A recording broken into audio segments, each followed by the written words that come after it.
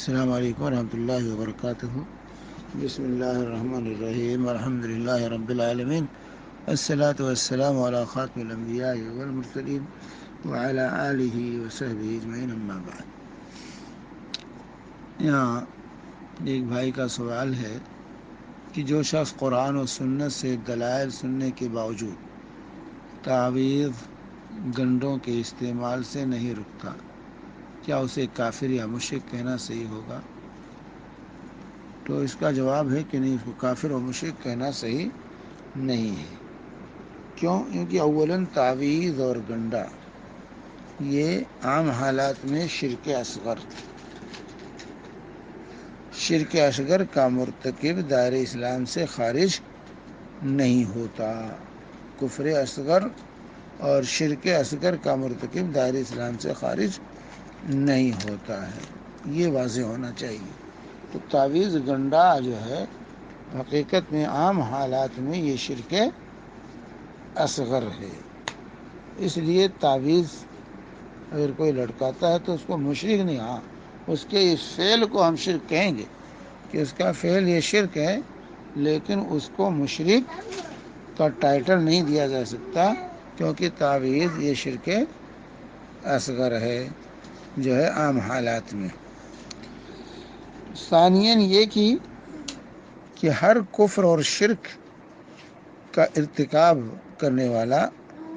گرچہ وہ کفر اکبر ہی کیوں نہ ہو، شرک اکبر ہی کیوں نہ ہو،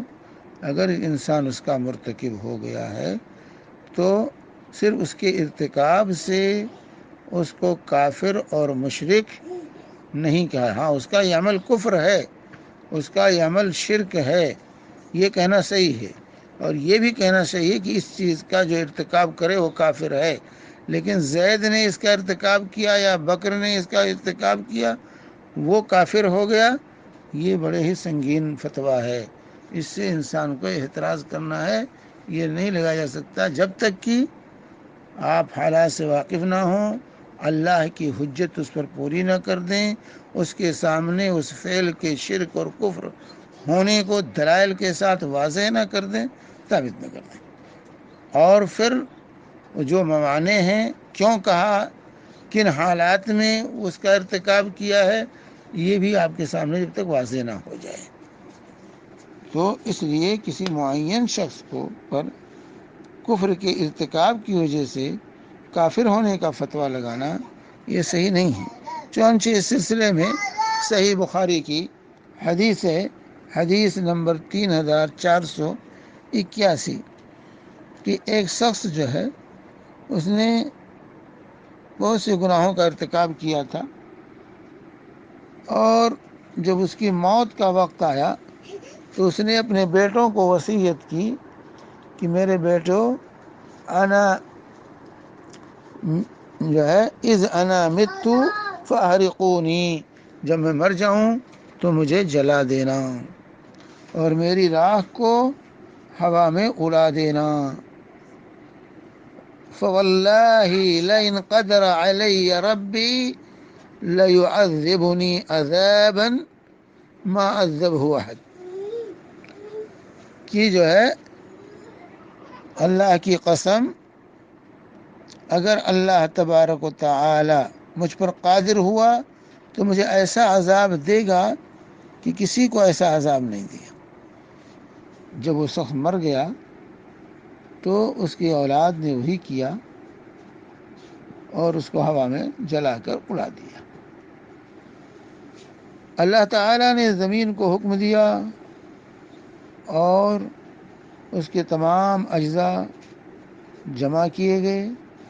اللہ تبارک و تعالی نے اس سے زندہ کیا اس کو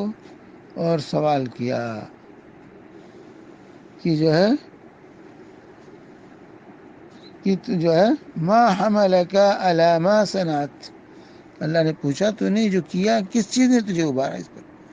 قال یا رب خشیتک، تیری خوف سے میں نے ایسا کیا تھا، فغفر لہ، تو اس کی مغفرت کر دی گئی۔ وقال، جو ہے دوسری روایت میں ہے مخافتک یا رب تیرے خوف کی وجہ سے میں نے یہ وصیت کی تھی، تو اس کی بخشش اللہ تعالیٰ نے کر دی۔ تو یہ حدیث اس نے کفر کیا، کیونکہ اللہ کی قدرت میں شک کرنا، تو اس نے کہا اگر اللہ مجھ پر قادر ہوا تو سخت عذاب ہوگا دے گا، لہذا مجھے جلا دینا، یعنی اس کا یہ تصور ہوا کہ مجھے جلا دیا جائے گا تو اللہ مجھ پر قادر نہیں ہوگا، اور یہ صریح کفر ہے۔ لیکن اس کے باوجود اللہ تعالیٰ نے اس کی مغفرت فرمائی، کیونکہ اس کی یہ وصیت خوف کی وجہ سے تھا کہ اللہ کا خوف اس قدر غالب آیا کہ اللہ کی قدرت کا تصور اس کے ذہن و دماغ سے ختم ہو۔ تو اس طرح موانے کا ہونا چاہیے، کیوں کیا اس نے، کیا اسباب ہیں، یہ جاننا ضروری۔ جو موانے نہ پائے جائیں اس سے، اور اس پر اللہ کی حجت پوری ہو گئی ہو،